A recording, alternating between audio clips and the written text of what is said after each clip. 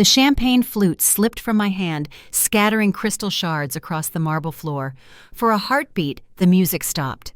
200 guests froze mid-conversation, their polished shoes and sequined gowns reflecting the chandelier's cold light. Ashley Carter, my brand-new daughter-in-law, hadn't raised her voice, but her words cut cleaner than the broken glass.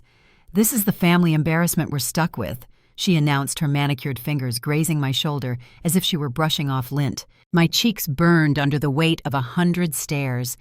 I had chosen my navy dress carefully modest but elegant, paired with my mother's old pearls. But at that moment I felt stripped bare, a 60-year-old widow pinned against the gilded walls of the Carter estate, my dignity cracked open like the glass at my feet. I wanted to disappear. For 15 years, I had perfected the art of being invisible, strategically invisible. I'd mastered the careful smile, the unremarkable outfit, the reliable car parked in the back lot. People saw what they expected to see: a comfortable widow living quietly on her late husband's pension, and that suited me fine. But in that instant, invisibility wasn't an option. Because when I looked up, Richard Carter's face had gone pale as his starched tuxedo shirt.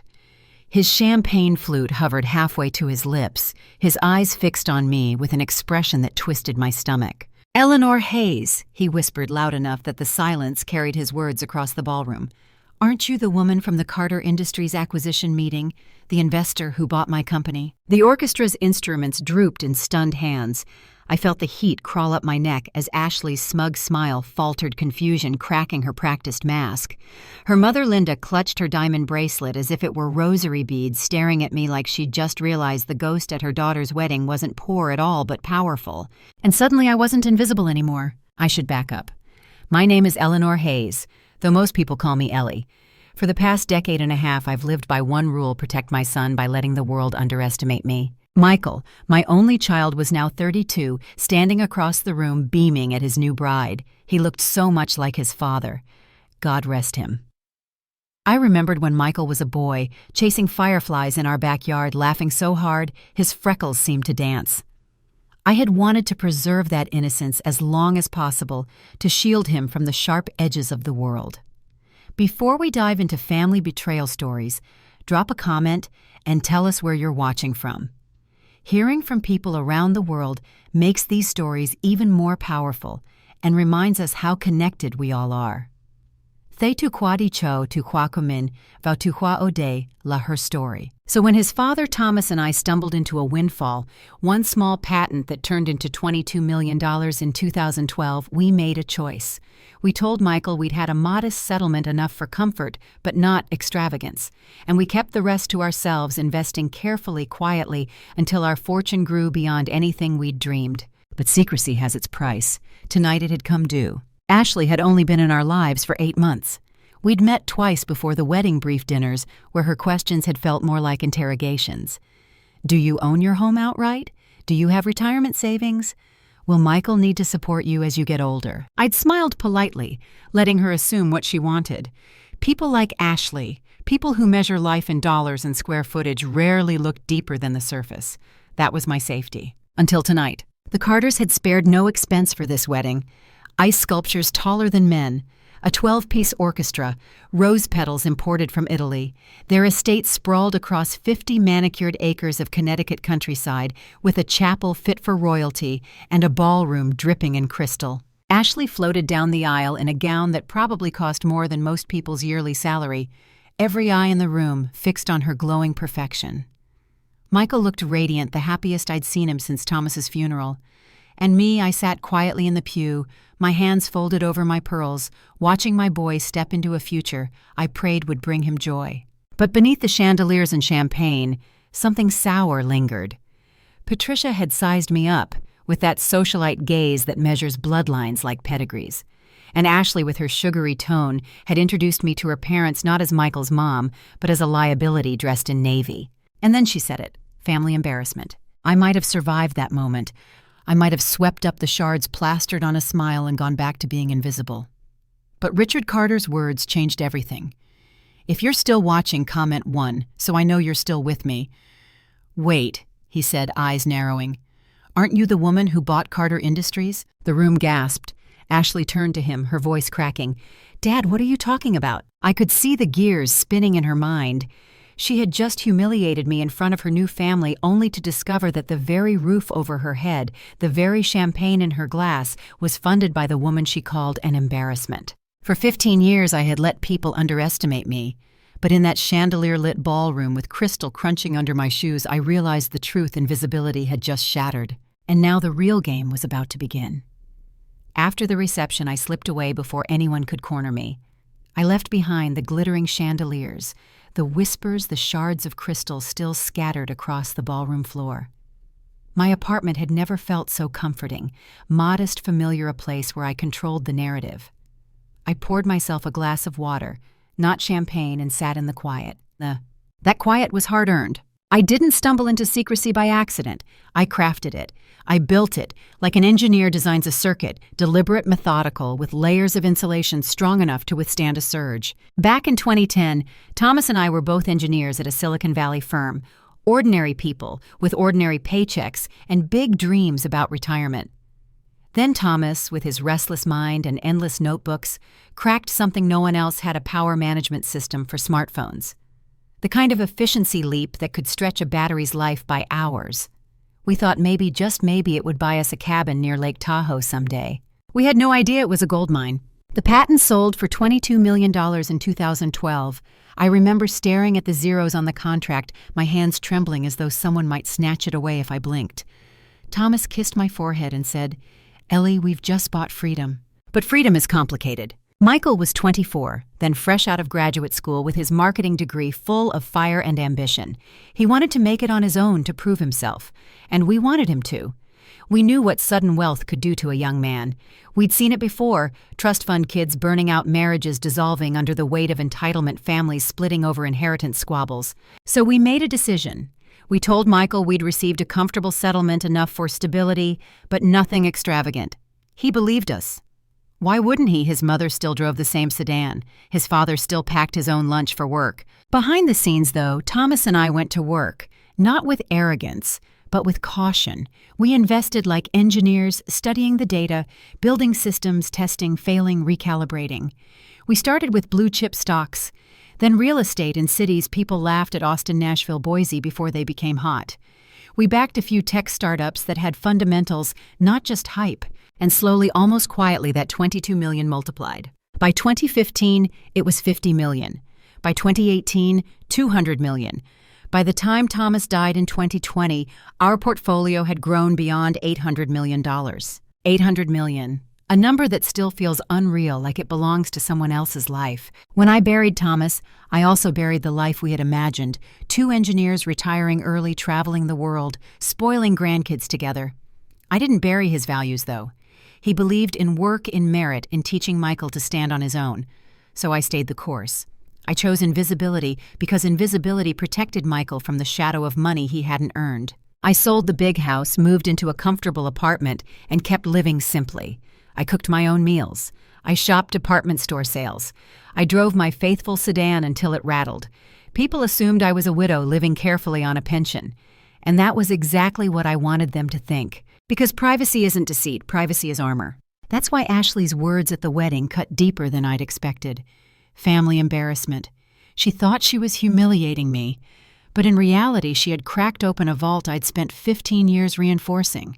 And Richard Carter's recognition, that was the one variable I hadn't planned for. I replayed his face in my mind, pale, startled, connecting the dots no one else had. He'd been in the room 3 years ago when I acquired Carter Industries through a shell company. I'd sat quietly in that boardroom, letting my attorney speak, letting him think I was just a silent partner or a wealthy man's wife. He hadn't looked twice at me then. Why would he? Now, standing under the chandeliers at his daughter's wedding, he had seen me clearly for the first time. And Ashley had seen his reaction. That meant one thing: my carefully constructed anonymity was about to be tested. The next morning, Michael showed up at my apartment. He didn't even knock. He still had his old key. He looked like he hadn't slept. "Mom, what happened last night?" His voice was raw, tight. Ashley's dad pulled me aside. He kept asking about patents, acquisitions, investments. He seemed to think you're some kind of major investor. I stirred sugar into my coffee, buying myself a few seconds. I'd always known this day would come, the day my son would look at me not as Mom, but as a stranger holding secrets. "What did you tell him?" I asked. Michael raked his hands through his hair. I told him I had no idea what he was talking about, but now I'm not so sure. "Mom, is there something you need to tell me?" I opened my mouth, but before I could answer, my phone buzzed. A new text lit the screen. "Eleanor, thank you again for last night. I'd love to take you to lunch today. There are some things Michael and I would like to discuss." Ashley. Her timing was surgical. I handed Michael the phone. His jaw tightened as he read her message.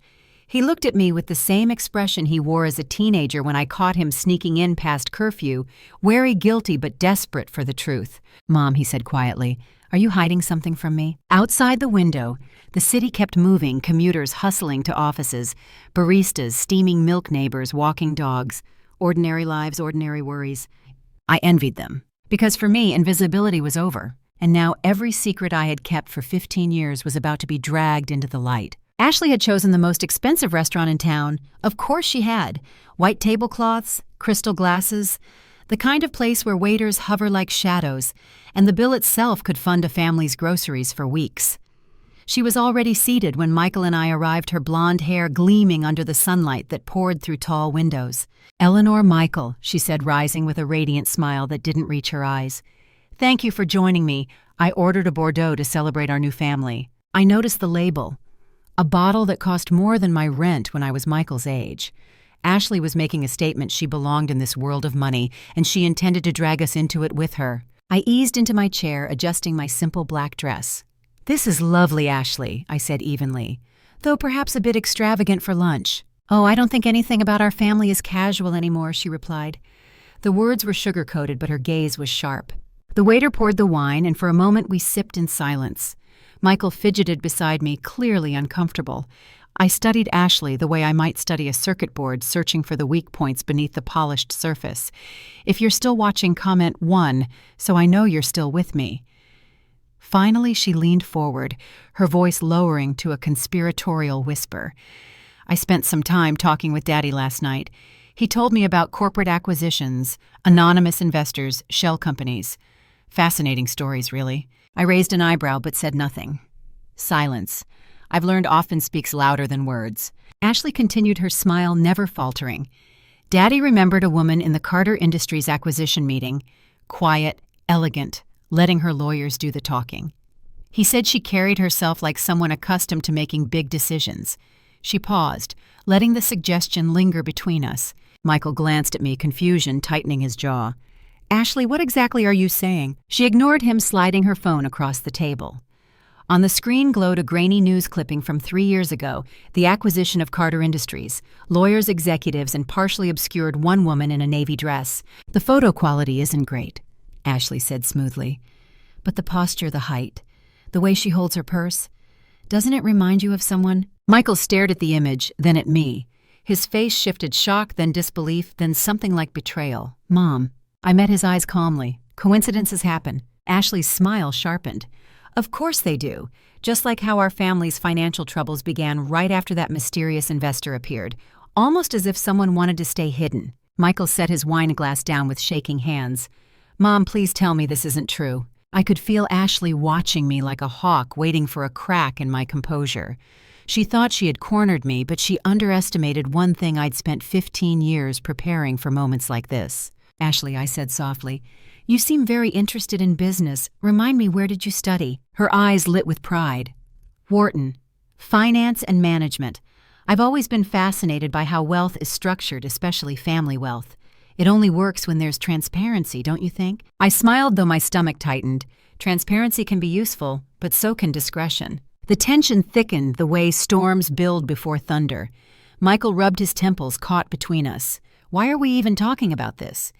This is supposed to be lunch, not an interrogation. Ashley's tone softened, but her eyes glimmered with calculation. "Michael, darling, we're married now. Families share everything, secrets, assets, responsibilities. Don't you agree?" I saw it then as clearly as a blueprint. This wasn't lunch, this was reconnaissance. Ashley wasn't curious, she was probing for leverage. I folded my napkin carefully, buying myself time. "It's natural to be curious," I said, "but curiosity can be costly if handled poorly." Her smile flickered just for a second, enough for me to know she recognized the warning. Michael pushed his chair back abruptly. "I need air." He left the table, leaving Ashley and me alone. She leaned in, her voice dropping. "I know it's you, Eleanor. You're the investor. You've been hiding wealth that could have changed everything for this family. You can't keep it a secret forever." I met her gaze steady and unflinching. "Perhaps not. But remember this. Ashley Truth has a way of cutting both ways. Are you prepared for that?" For the first time, her confidence wavered. When Michael returned, I rose from my chair. "Thank you for lunch," I said, my tone polite but final. "Next time, perhaps something simpler." Ashley didn't reply. She didn't need to. I could already see the calculations whirring in her mind, the next move being plotted. As I walked out into the afternoon sun, I knew the game had shifted. Privacy had been my shield, but now it was about to become my weapon. The morning after that tense lunch, I sat at my kitchen table, the half-empty Bordeaux Ashley had so proudly ordered still haunting my taste buds. I couldn't shake the sharpness in her eyes, the way she wielded her Wharton degree like a dagger. She thought she had cornered me. What she didn't know was that I'd been sharpening my own tools for years. By 9 o'clock, I was in the downtown office of Thomas Reed, my financial advisor, and more importantly, my quiet shield. His office overlooked the city glass towers, streaming traffic, a reminder that money never sleeps. Thomas greeted me with his usual calm, adjusting his wire-rimmed glasses as he gestured to the leather chair across from his desk. "Eleanor," he said, "it's unusual to see you unannounced. What's happened?" I handed him Ashley's text, the photo she'd shown us, the clipped article from 3 years ago. He scanned them slowly, then looked up, concern etched in his eyes. "So the Carters are sniffing." "They're not sniffing," I corrected. "They're circling." Thomas leaned back. "You always knew secrecy might crack one day." "Yes," I admitted, but I didn't expect it to happen because my son married into a family with more ambition than stability. He raised an eyebrow. "What exactly do you want from me?" "Everything," I said simply. "I want to know what the Carters are hiding. If Ashley is going to investigate me, I need to understand the ground she's standing on." Thomas studied me for a long moment, then nodded. "All right, let's start at the top." He turned to his computer, pulling up files, cross-referencing records with the efficiency of a surgeon. "Richard Carter," Thomas began. 3 years ago, when you acquired Carter Industries, his empire was already crumbling. Overextended, leveraged acquisitions, unsustainable debt. He accepted the buyout because he had no choice. That part you know. But since then, the family's been maintaining their lifestyle through credit and loans.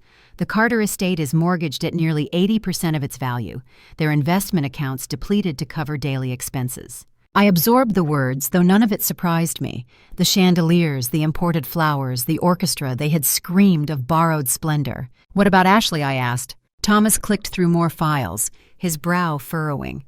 "Interesting. She's been making inquiries, serious ones, through a private investigations firm in New York. Specializes in corporate asset tracing. Not cheap. Likely financed with new credit accounts she opened last month. She's also consulted with a law firm that deals in family wealth disputes. So she wasn't just dabbling, she was building a case." "Anything else?" I pressed. Thomas hesitated before sliding a folder across the desk.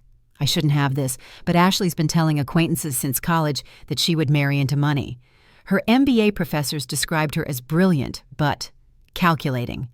And here's the kicker, her father's consulting income right now. It comes almost entirely from the management team you installed after the acquisition. Without you, Richard Carter has no safety net." I let out a slow breath. The irony was almost poetic. The very woman who had tried to humiliate me at her wedding owed her father's financial survival to my decisions. So Thomas said carefully, "What do you plan to do with this information?" I stared out his window, watching the city hum below. "I don't plan to embarrass them, Thomas. I plan to protect my son." Ashley thinks she's clever enough to manipulate Michael into opening a door that's been locked for 15 years. I intend to show her she's knocking on the wrong house. Thomas leaned forward. "You should be careful. If she's already stirring regulators, even whispers of misconduct could snowball." "I know," I said. "That's why I need to be proactive. Let her think she's cornered me. But when the moment comes, I'll turn the board upside down." Thomas smiled faintly. I almost pity her. I gathered the folder, slid it into my bag, and stood. "Don't. She chose this game. I'm just better at playing it." As I stepped out into the crisp autumn air, I felt the weight of 15 years of silence shifting on my shoulders. Privacy had been armor long enough. Now it would become a sword. And the Carters were about to learn that underestimating Eleanor Hayes was the most expensive mistake they'd ever make. The Carters came to my apartment on a Tuesday evening, uninvited but expected. Michael hovered by the doorframe, torn between loyalty to his wife and suspicion toward me. Ashley swept in like she owned the place, tailored navy suit, leather portfolio tucked under her arm, eyes scanning every corner as if assessing the value of my modest furniture. "Eleanor," she began, her smile a little too polished, "thank you for agreeing to meet.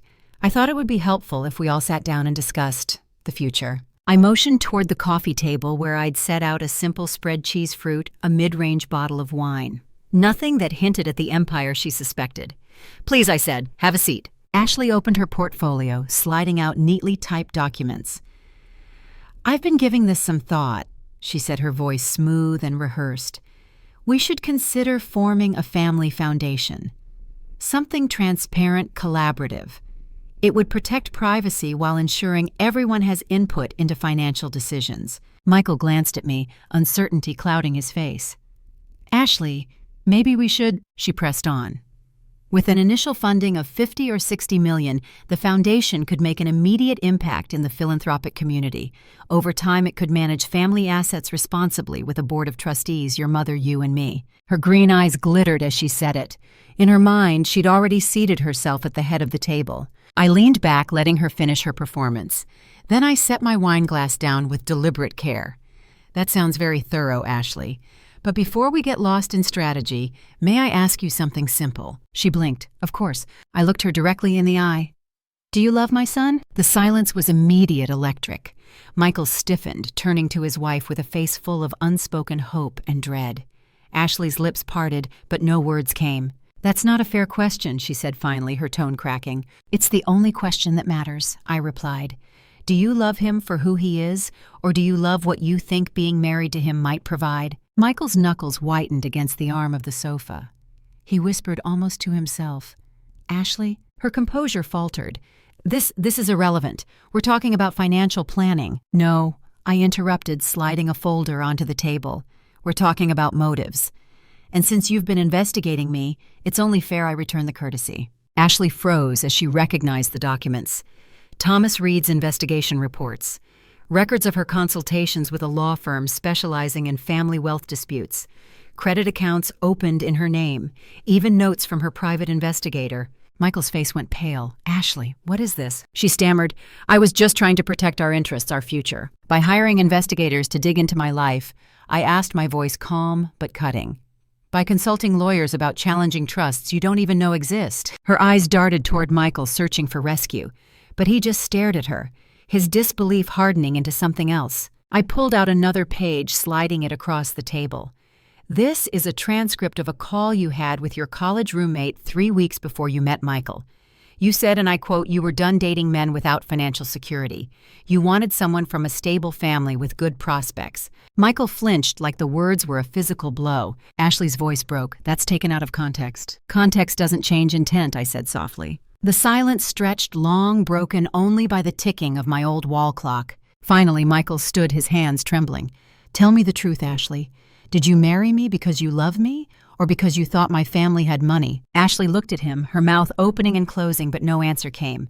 The silence was answer enough. Michael's shoulders sagged, the weight of betrayal settling onto him. He turned toward me, his eyes a storm of anger and pain. "How long have you known?" I met his gaze steadily. "Long enough to know you deserved the truth. But I needed you to see it for yourself." Ashley shoved the documents back into her portfolio, her mask cracking. "This isn't over," she hissed, standing. "No," I agreed, my voice low and certain. "It's just beginning. If you're still watching, comment 1, so I know you're still with me." As the door slammed behind her, Michael remained standing in the middle of the room, breathing hard, his world collapsing in silence. And I knew the question I'd asked. "Do you love my son?" had broken more than the conversation. It had broken the illusion that held their marriage together. The apartment door had barely clicked shut behind Ashley when Michael turned on me. His face was pale, his jaw clenched, his eyes carrying more hurt than I'd seen since the day we buried his father. "Mom," he said, his voice shaking. "What have you done?" I folded the folder closed, slid it back into the drawer, and tried to steady my breathing. "I showed you the truth." "The truth!" He laughed bitterly. You ambushed my wife in our own home. You had files, transcripts, investigators. You've been digging into her like she's some criminal." I met his gaze calmly. "She was digging into me first. You saw the evidence. That doesn't make it right." He ran his hands through his hair, pacing the living room like a man trapped in a cage. "You've been hiding who you are from me for 15 years, and now you expect me to believe you're doing this for my sake. No, Mom, you're doing this for control." The words stung, but I forced myself to stay still. "Michael, I never wanted to control you. I wanted to protect you, your father and I." "Don't bring Dad into this." His voice cracked. "He's not here to explain, is he? He's not here to tell me whether he agreed to all these lies. All I have is you, and right now I don't even know who you are." The words hit harder than Ashley's insult at the wedding. My son, my only child, looking at me like a stranger. I took a breath. "Michael, your father and I made a choice when we sold that patent. We didn't want wealth to define you. We wanted you to earn your own path, and you did. You've worked hard, you've built a career, you've lived with dignity. That's because we kept this secret." Michael stopped pacing, his eyes burning. "Or maybe it's because you didn't trust me. Did you ever think of that? Did you ever think that maybe, just maybe, I could have handled the truth?" I swallowed hard. "We thought we were giving you freedom." He shook his head. "It feels like shackles. Like my whole life has been a lie. Every promotion, every house payment, every sacrifice. I thought I understood where we came from. Now I find out you could have bought my company without blinking, that my wife might have married me for money she thought I had. Do you have any idea what that feels like?" My hands trembled, but I clasped them in my lap. "Yes, it feels like betrayal, and that's why I couldn't let her keep lying to you." Michael's voice dropped to a whisper, raw and broken. "You didn't save me, Mom. You destroyed my marriage. You made her look like a gold digger in front of me, in front of you. Maybe she is, maybe she isn't, but you decided for me." I rose from my chair, unable to stay seated under the weight of his words. "I didn't decide for you, Michael. I put the evidence in front of you. You're the one who has to decide." He looked at me, then eyes glassy with unshed tears. "I don't even know if I can decide. I don't know who to believe anymore, her lies or yours." The silence stretched between us thicker than any wall. Finally, Michael grabbed his jacket from the chair. "I need space," he muttered. "I need to think." "Michael, please!" I reached for him, but he stepped back, shaking his head. "I'll call you when I'm ready," he said, his voice hoarse. Then he walked out the door, closing with a finality that made my chest ache. I stood alone in the quiet, the echoes of our argument lingering like smoke after a fire. I'd uncovered Ashley's schemes, but in the process I'd cracked something even more fragile, the bond between mother and son. For 15 years, invisibility had kept Michael safe. Now visibility threatened to tear us apart, and I couldn't help but wonder if in trying to protect him, I had just lost him instead. 3 days passed in uneasy silence. Michael hadn't called. My apartment felt cavernous, the quiet almost cruel. I spent my mornings walking the same neighborhood loop, trying to ease the knot in my chest. But deep down, I knew silence rarely meant peace. It meant someone was plotting their next move. That someone arrived in the form of a certified letter slipped under my door one Thursday morning. Heavy cream-colored paper, embossed seal, the kind of letter meant to intimidate before it's even opened. I didn't need to see the signature to know who it came from. I slid a knife through the envelope and unfolded the pages. The words were crisp, formal, designed to rattle. Jonathan Price, attorney at law, representing Mrs. Ashley Carter Hayes. The letter was a warning cloaked as civility. Allegations of financial impropriety, claims of concealed assets affecting marital rights, questions about the legality of certain acquisitions, a suggestion thinly veiled that failure to engage in a cooperative family settlement could result in formal complaints to federal regulators. I read it twice, then a third time, my hand steady, even as my heart thudded in my chest. Ashley had moved fast. She'd found a lawyer sharp enough to turn private suspicion into public threat. I picked up the phone and called Thomas Reed. He answered on the second ring. "Thomas, it's Eleanor. She's escalated." "How bad?" I read him the letter word for word. When I finished, silence hung for a beat before he sighed. "Jonathan Price is no amateur. He's high-profile, aggressive. If Ashley's retained him, she's not bluffing. She wants leverage. Against me or Michael." Both, Thomas said grimly. "But mostly you. She knows your fortune is the prize. If she can paint you as manipulative or secretive, she might pressure you into a settlement. Even if her case is weak, the process alone could be damaging." I leaned back in my chair, staring at the ceiling. So this is war. Thomas's voice softened. You knew she wasn't going to walk away quietly. I thought of Ashley's face the night I asked her if she loved my son, the crack in her mask, the fury beneath. She wasn't just ambitious, she was relentless. What do you recommend? I asked. Get ahead of her. Retain your own counsel. Build a file that shows every dollar you've earned, every transaction above board. And Eleanor, his tone sharpened, do not underestimate her. Jonathan Price thrives on intimidation. He'll dig through everything if you let him. I nodded, though he couldn't see me. Then we won't let him. After hanging up, I spread the letter across my dining table, beside 15 years of financial records Thomas and I had already organized. The numbers told a story of patience, strategy, discipline. Nothing criminal, nothing shameful. But complexity has a way of looking like guilt when twisted by clever hands. By evening, I had my own attorney on retainer, an old contact Thomas recommended.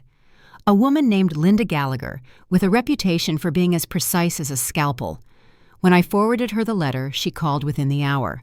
Mrs. Hayes, she said crisply, I've seen Jonathan Price's tactics. He bluffs big, hoping his opponent folds before the first hearing. The key is not to flinch.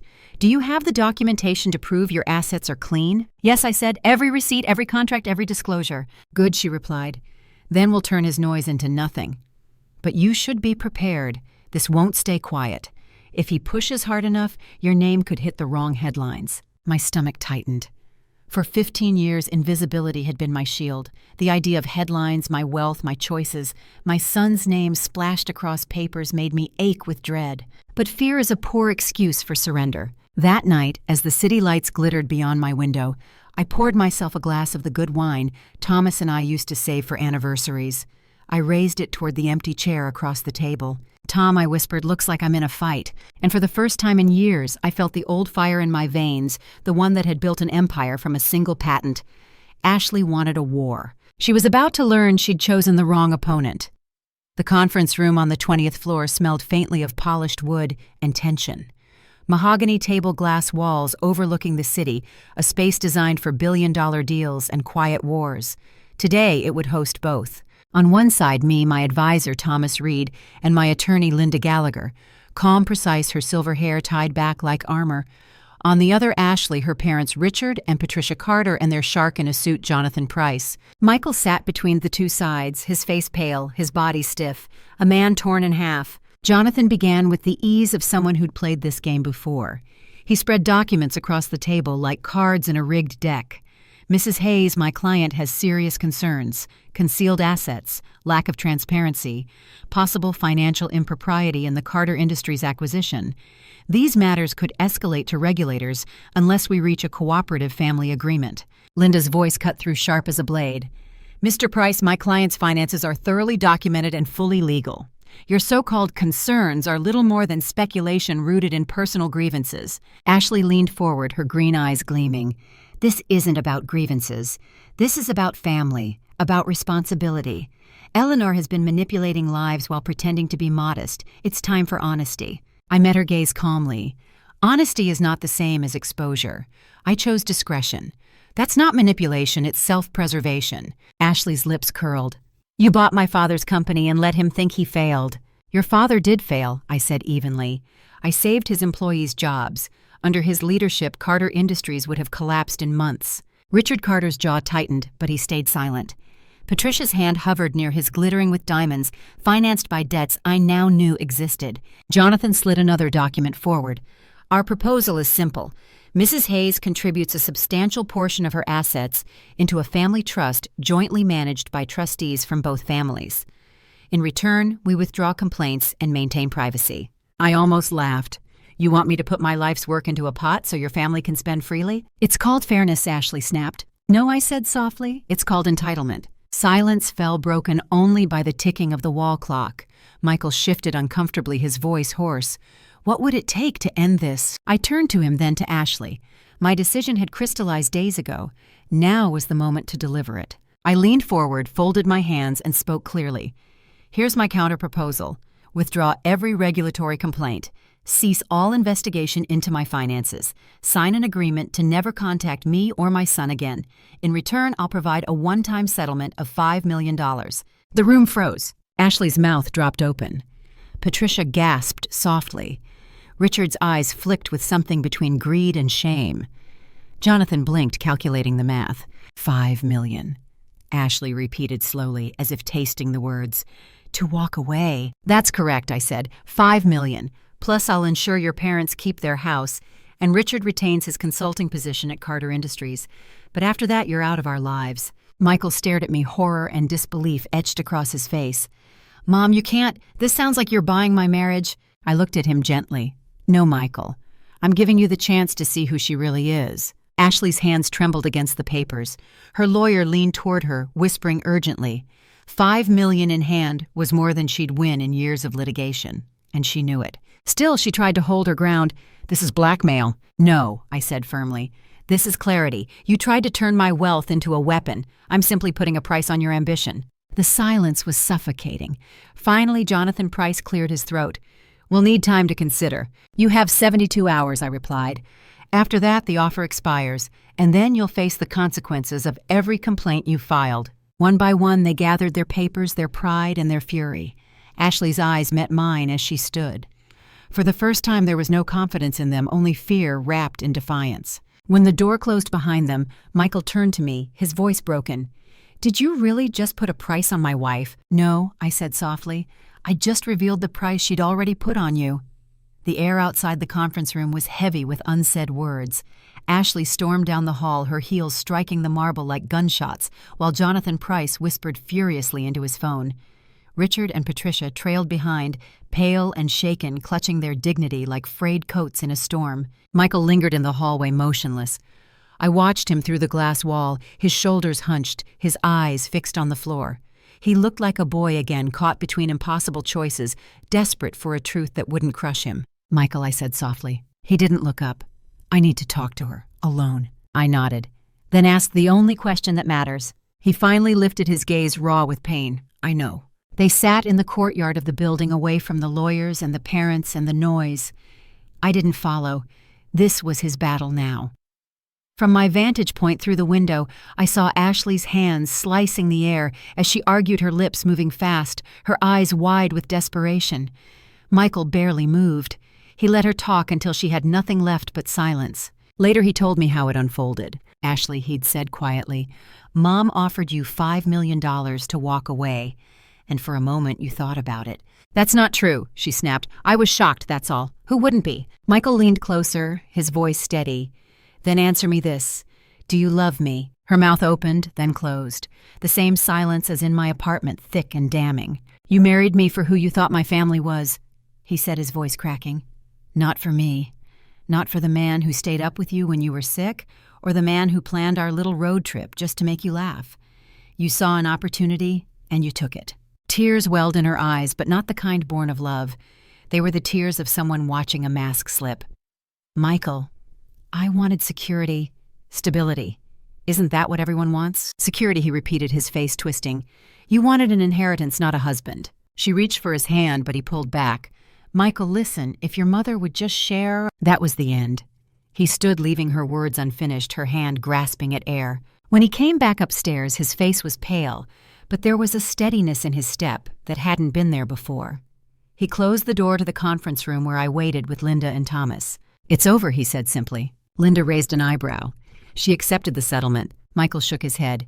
Not yet, but I don't care. Mom was right. She's been building a case, not a marriage. I can't live with someone who sees me as a key to a vault. I wanted to comfort him, to pull him into my arms the way I had when he was small, but I stayed still. This was his choice, his pain to carry. You don't have to decide everything today, I said gently. He looked at me, exhaustion and grief etched into every line of his face. I already did. I'm filing for divorce. The room was silent except for the distant hum of traffic. For the first time in weeks, I saw a flicker of clarity in his eyes. He wasn't free yet, not fully, but he'd taken the first step. That night, as I sat at my dining table with a glass of wine, Michael called. His voice was soft, almost childlike. Mom, he said, you were right. I didn't want to believe it, but you were right. She didn't love me, not the way I needed to be loved. My heart ached for him. I'm sorry, sweetheart. I wish the truth had been gentler. He was quiet for a long time. Then thank you for showing me before it was too late. When the call ended, I sat in the stillness of my apartment, the weight of the day pressing down. I had won a battle, but at a cost neither of us would ever forget. Because exposing Ashley hadn't just ended a marriage, it had forced my son to see the world and me in a way that would change him forever. The weeks after Michael's decision passed like slow thunder. On the surface, life in the city moved as usual, commuters rushing shop windows, glowing autumn leaves skittering along sidewalks. But beneath the tremors of our private war were spreading. The first sign came in the Sunday business column. A thinly veiled article about an anonymous female investor with deep ties to corporate acquisitions. No names, no direct accusations, but enough breadcrumbs to stir curiosity. Whispers at luncheons, speculation on finance blogs. The kind of attention I'd spent 15 years avoiding. Thomas called me that morning, his voice tight. "Eleanor, you've hit their radar. Journalists don't dig this way unless someone feeds them." "Ashley," I said flatly. "Or her lawyer," he agreed. "They want you cornered in the court of public opinion before you ever step foot in a legal one." I poured coffee into my favorite blue mug, the same one I'd used since Michael was a boy. Then let them speculate. "I've done nothing wrong." "That's not always the point," Thomas reminded me. "Perception can destroy as thoroughly as truth." Meanwhile, the Carters' facade began to crumble. Richard's consulting contracts, propped up by the management team I'd installed, were quietly terminated. Patricia's social calendar thinned as creditors whispered and invitations dried up. Their estate, mortgaged to the hilt, slipped toward foreclosure. And Ashley. She moved out of Michael's apartment into a downtown condo she couldn't afford, her defiance masking desperation.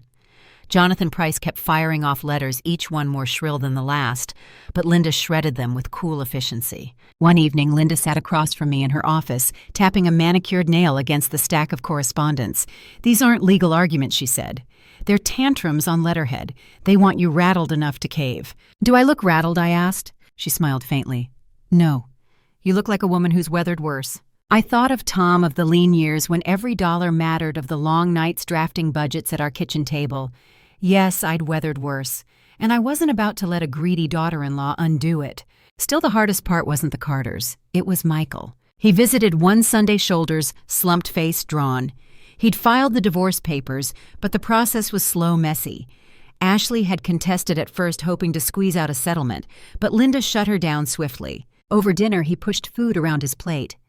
"I keep asking myself how I missed it," he said quietly. All the signs, the questions about money, the way she talked about the future. I thought it was just ambition. I reached across the table, laying my hand over his. "Love makes us see what we want to see. It doesn't mean you were foolish. It means you were human." He blinked hard, his jaw working. "I don't know if I'll ever trust myself again." "You will," I said firmly. "You've already taken the hardest step, seeing the truth. That's the kind of scar that teaches wisdom." For the first time in weeks, he managed a small, weary smile. 2 days later, Thomas called again. Regulators sniffed around, but nothing stuck. Linda's team shut it down before it gained traction. "You're clear for now." Relief washed over me, but it was tempered with caution. For now meant the battle wasn't truly over. Only paused. But sometimes pauses are victories in disguise. That evening, I lit a single candle by the window. Not for wealth, not for victory, but for survival. For the reminder that even in storms, light can hold its ground. The Carters had wanted to strip me of dignity, to turn my privacy into scandal. Instead, they revealed themselves hollow, reckless, built on borrowed money and borrowed time. And me, I was still standing. Not invisible anymore, not entirely private, but unbroken. As I sipped my wine, I realized something Tom used to say was finally true. "The strongest walls aren't made of stone, Ellie. They're made of choices." I had chosen to fight, to protect, to endure. And in the fallout, I had discovered that surviving with dignity is its own kind of victory. The storm had passed, but the silence it left behind was different, less threatening, more reflective. For the first time in months, I could walk through my neighborhood without glancing over my shoulder for shadows of investigators or whispers of lawyers. Life felt ordinary again, and ordinary was a gift. I began with small rituals. Morning walks in the park with a thermos of coffee, trips to the farmer's market where vendors greeted me by name, Sundays spent tending to the few potted plants on my balcony. After years of hiding behind invisibility and months of battling exposure, I found comfort in simplicity. But rebuilding quietly didn't mean retreating. Thomas encouraged me to consider shaping my narrative before others tried again. "Eleanor," he said one afternoon, sipping tea in my living room, "the best defense against rumor is truth told on your own terms." I thought about it for a long time. I wasn't interested in headlines or wealth magazines, but maybe, just maybe, there was a way to show that privacy wasn't secrecy, and strength didn't always wear diamonds. So I agreed to speak at a local women's business circle.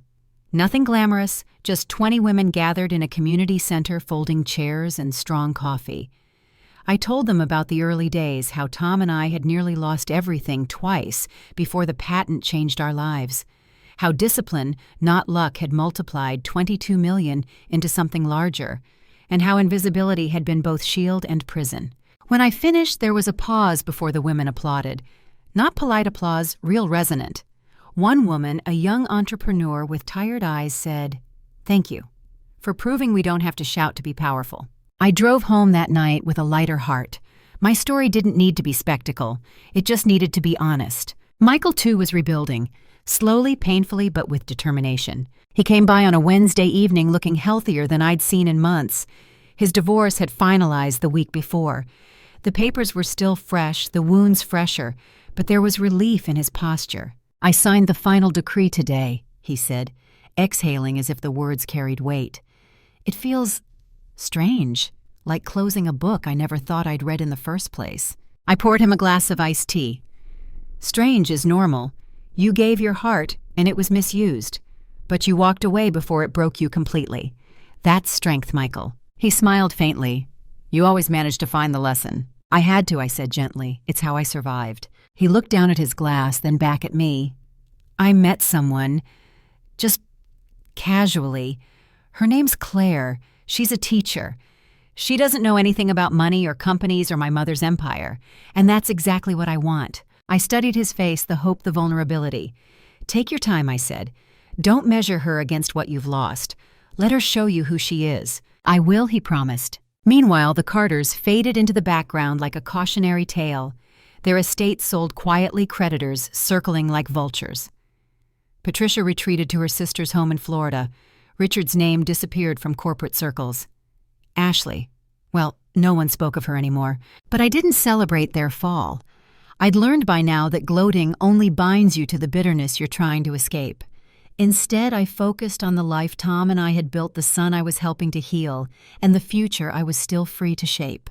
On evenings when loneliness crept in, I'd light a candle by the window, the same way I had during the worst days. A reminder that survival wasn't the end goal. Living fully honestly on my own terms, that was the true victory. And though the world would never know the full story of Margaret Eleanor Hayes, the invisible investor who became the reluctant opponent I knew, and I carried it like a flame that refused to go out. I used to think survival was enough. After Tom passed, after years of hiding in plain sight, after Ashley's cruel exposure, I believed all I needed was quiet. But as the dust settled, I realized something deeper. Silence is only healing when it's a choice, not a cage. That's when the idea began. It started small conversations after my talk at the Women's Business Circle. A handful of younger women lingered, asking shy questions about investments, balancing ambition with integrity, about keeping dignity intact in a world that seems to demand you shout. Their voices trembled, not from lack of intelligence, but from lack of permission. I recognized that tremor. I had lived it. So I began inviting them to my apartment on Saturday mornings. Nothing formal, just coffee, pastries, and open conversation. We shared stories of mistakes and resilience. I told them about the first property Tom and I almost lost, about the investment I turned down that later sank millions, about how invisibility both saved and nearly suffocated me. They listened, eyes wide, pens scribbling across notebooks. One morning, a young woman named Dana said, "Mrs. Hayes, you should formalize this. People like me, we need places like this." The words settled in me like seeds waiting for soil. I called Thomas that afternoon. What if I created something more permanent, a foundation, but not the kind Ashley dreamed of? Not for appearances, for purpose. He was quiet for a moment. "Then, what would you call it?" "The Legacy Project," I said slowly, "because survival is just the beginning. Legacy is what you choose to build after." By the following week, Linda Gallagher was drafting paperwork. Within 2 months, the Legacy Project was born, an initiative designed to mentor women over 35 who felt invisible in their careers, marriages, or families. We offered workshops, one-on-one guidance, and seed grants for women ready to start over. The first gathering was held in a borrowed library conference room. 22 women showed up. By the second meeting, there were 40. They came from every background: single mothers, mid-career professionals overlooked for promotions, widows like me. Each carried scars, each carried hope. As I listened to their stories, I realized the true gift wasn't the money I could offer. It was presence. It was telling them I see you and meaning it. Michael came to one session hesitant at first. He sat in the back watching as women introduced themselves and shared what brought them there. Later he told me, "Mom, I never realized how many people feel erased. It's not just you, it's everywhere." I nodded. "That's why we do this, because dignity should never be optional." He looked at me then with something I hadn't seen in months: pride. Real, unguarded pride. The press eventually caught wind, but in a way I hadn't feared. Instead of headlines about anonymous investors, the articles read, "Widow turns private success into public empowerment." Reporters called me a reluctant mentor, which made me laugh, but I didn't correct them. Reluctant or not, I was here. One evening after a session where a woman announced she'd secured funding for her bakery dream, I lingered alone in the empty room. The chairs were scattered, the coffee cups half empty, but the air vibrated with possibility. I whispered to Tom, "We built wealth, but this is legacy." Not everyone understood. Some questioned why I didn't use the legacy project for splashier charity galas or corporate partnerships. But I'd learned enough about spectacle from the Carters. Flash fades, substance remains. And substance was what these women carried home when they left: a plan, a phone number of someone who believed in them, the courage to take one more step. The Carters ironically faded into obscurity. Rumors said Ashley had moved west chasing new schemes. I no longer cared. Her attempt to weaponize my wealth had failed, and in the ashes something stronger had grown. Michael, too, was blooming again. He was dating Claire, the teacher he'd mentioned, and the simplicity of their relationship soothed him. Over dinner one night, he told me, "Mom, she thinks you're amazing. But don't worry, I didn't tell her about the millions. I just told her you help women see their worth." I smiled. That was the only description I wanted. As I closed my journal that night, I wrote a single line across the page: "It is never too late to be what you might have been." George Eliot. For years I'd hidden behind invisibility. Now in the quiet rebuilding, I was becoming who I'd always meant to be. Not just a survivor, not just an investor. A woman leaving light where once there had only been shadows. And that, I realized, was a legacy no amount of money could buy. Michael called me on a Thursday evening. His voice carried something I hadn't heard in months: warmth, unburdened and steady. "Mom," he said, "Claire wants to meet you. We're having dinner with some of her friends on Saturday. Would you come?" I paused, letting the words sink in.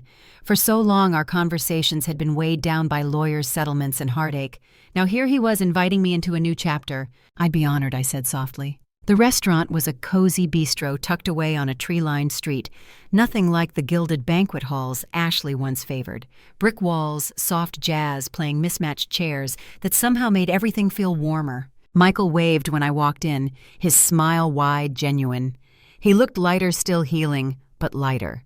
Beside him stood a woman with chestnut brown hair pulled into a loose bun, wearing a simple green dress.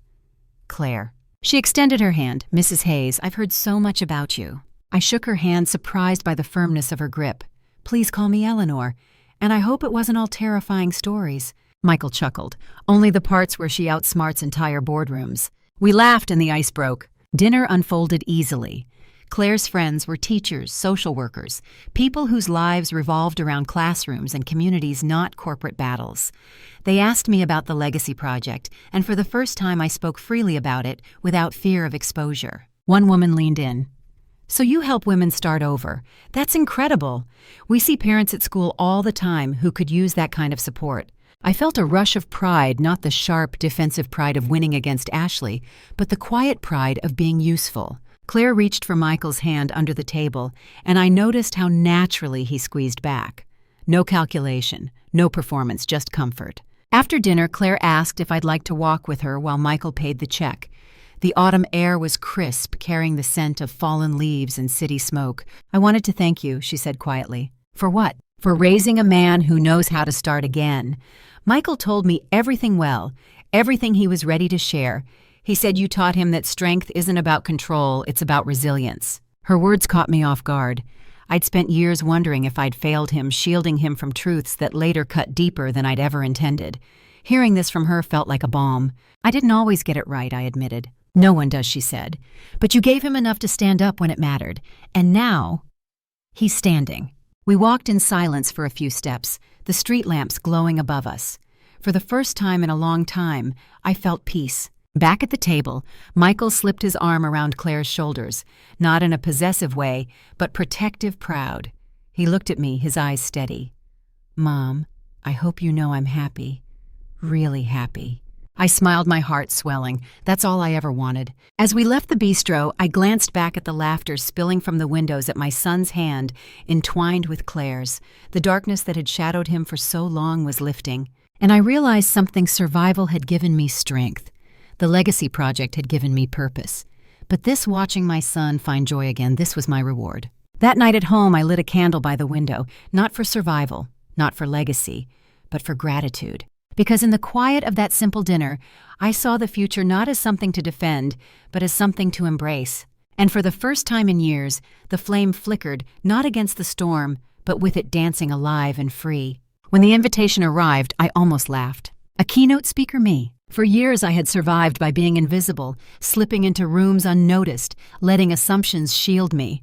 Yet here was an email from the Women's Resilience Summit asking me to share my journey with hundreds of strangers. I reread the message 3 times. Thomas encouraged me. Linda raised an eyebrow but smiled. Michael said softly, "Mom, maybe it's time." So I said yes. The auditorium was nothing like the quiet library rooms where the legacy project began. High ceilings, bright stage lights, rows upon rows of seats, filling with women from every walk of life. Some wore tailored suits, others jeans and cardigans, but all carried the same look in their eyes, the hunger for stories that made survival feel possible. Backstage, my hands trembled slightly, not from fear of exposure anymore, but from the weight of telling the truth aloud. When they announced my name, applause rose like a wave. I stepped onto the stage, the microphone cool in my hand, and for the first time in my life, I didn't shrink from the spotlight. I was called a family embarrassment at my own son's wedding, I began. A hush fell over the room. What they didn't know was that for 15 years, I had built a fortune in silence. Not to hide, not to deceive, but to protect. I believed invisibility was safety. But safety has a cost, it erases you. Faces leaned forward listening. I survived betrayal investigations, even attempts to strip away my dignity. But here's what I learned. Wealth is not power. Privacy is not weakness. And dignity? I paused, letting the word settle. Dignity is the only inheritance worth fighting for. A ripple of murmurs passed through the audience. I told them about Tom's patent, the early years of careful investing, the long nights with spreadsheets at the kitchen table. About watching Michael's marriage collapse under Ashley's greed. About the day I realized I wasn't just surviving, I was capable of shaping something larger, something lasting. And then I spoke of the legacy project, of the women who sat across from me with tired eyes and left with sparks of courage, of how true legacy is not measured in millions, but in the lives we lift when we refuse to disappear. By the time I finished, the silence in the room was thick with emotion. Then applause erupted, not polite, not rehearsed, but raw, rising like thunder. Women stood. Some wiped tears. Others clapped so hard their hands reddened. And for the first time in years, I didn't feel invisible. I felt seen, not as the hidden investor or the woman shielding secrets, but as Eleanor Hayes, the mother, the widow, the fighter, the builder of second chances. Afterward, a young woman approached me, her voice trembling. "Mrs. Hayes, I was ready to give up on my business, but hearing you, I think I can try again." I clasped her hands. "Don't just try, build, and remember it's never too late." Her tears mirrored my own. That evening, back in my apartment, Michael called. "Mom, I saw the live stream," he said. "You were incredible." I smiled, sinking into my chair. I was terrified. "Maybe," he said, "but you also looked free." I thought about it. He was right. For years, my silence had been a fortress, but tonight my voice had been a bridge. As I lit my candle by the window, I whispered the words that had become my compass. "It is never too late to be what you might have been." If you're still watching, comment 1, so I know you're still with me. And for the first time, I believed them fully, not just for me, but for everyone who had ever been called less than they truly were. The house was quiet when I returned from the summit. I set my notes down on the table, still humming with the applause I had heard only hours earlier. For days afterward, letters poured in, emails, handwritten notes, even small gifts, women thanking me not for my wealth, not for my strategies, but for my honesty. The legacy project had grown far beyond my original vision. We now had a permanent office downtown, staffed by volunteers and mentors who carried the same spark I once thought had dimmed forever. Every week, women gathered to share their struggles and victories. Some launched businesses, others rebuilt their confidence after broken marriages. A few simply found their voice after years of silence. Watching them reminded me of my own path, how survival had given me strength, how Michael's heartbreak had nearly broken me, how betrayal, though sharp and unforgiving, had become the very thing that taught me compassion. Michael was thriving too. He brought Claire by often, and I loved watching the gentleness between them. It wasn't about grand gestures or expensive gifts. It was about laughter in the kitchen, quiet walks in the park, the kind of intimacy that doesn't need to be performed. One evening, as we shared dinner, Michael raised his glass to me. "Mom," he said, "I want you to know I don't see you as the invisible woman anymore. I see you as the strongest person I know." I swallowed hard, holding back tears. For years I had hidden who I was to protect him, and in the end the truth hadn't destroyed us, it had set us free. Ashley and the Carters had faded into the background. I no longer tracked their movements, not out of indifference, but because forgiveness had quietly taken root in me. Forgiveness didn't mean excusing what they had done. It meant releasing the bitterness that would have chained me to them forever. One Sunday morning, lighting my candle by the window, I whispered their names into the quiet air. "I forgive you," I said. And as the words left my lips, I felt the weight slip from my shoulders. Because forgiveness, I realized, isn't a gift you give the other person. It's a gift you give yourself. Months later, I was invited to close the year's final legacy project gathering. As I stood before the crowd of women, I told them, "We all carry scars. Some from battles we chose, others from battles thrust upon us. Betrayal cuts deeply, especially when it comes from the people we trusted most. But here's what I've learned. Betrayal can be a beginning, not an ending. It can be the soil where resilience grows and where forgiveness blooms." I paused, scanning their faces. I once believed that surviving meant staying invisible. But I was wrong. Surviving means choosing to live openly, bravely, forgiving when you can, and building something better than what was broken. That is our true wealth. The applause that followed wasn't loud. It was warm, like the embrace of many hearts at once. Later that night, sitting alone in my apartment, I wrote my final entry in the journal I had kept since Tom's death. "It is never too late to be what you might have been." George Eliot. Those words had carried me through storms and silence. Now they were no longer just a hope. They were my truth. I closed the journal, placed it on the shelf beside my candle, and smiled. And to you listening to my story now, I want to say this. We all live through our own family betrayal stories. Some of them leave us breathless, wounded, unsure if we can ever trust again. But even in betrayal, there is a hidden gift, the chance to choose dignity, to choose forgiveness, and to choose to rebuild on stronger ground. If my story touched you, if it reminded you that resilience and grace can rise even from the darkest places, then I invite you to share your own. Because stories heal when they are spoken aloud. They remind us that none of us are alone in our struggles. So my dear listener, don't forget to like this video, subscribe to the channel, and tell me in the comments where you're watching from. More importantly, tell me your story, because your voice matters. And remember, this wealth can vanish, reputations can crumble, but the strength of your spirit and the power of forgiveness will always remain. That is the legacy I leave. That is the truth I carry. And tonight, as the candle flickers in my window, I finally feel at peace.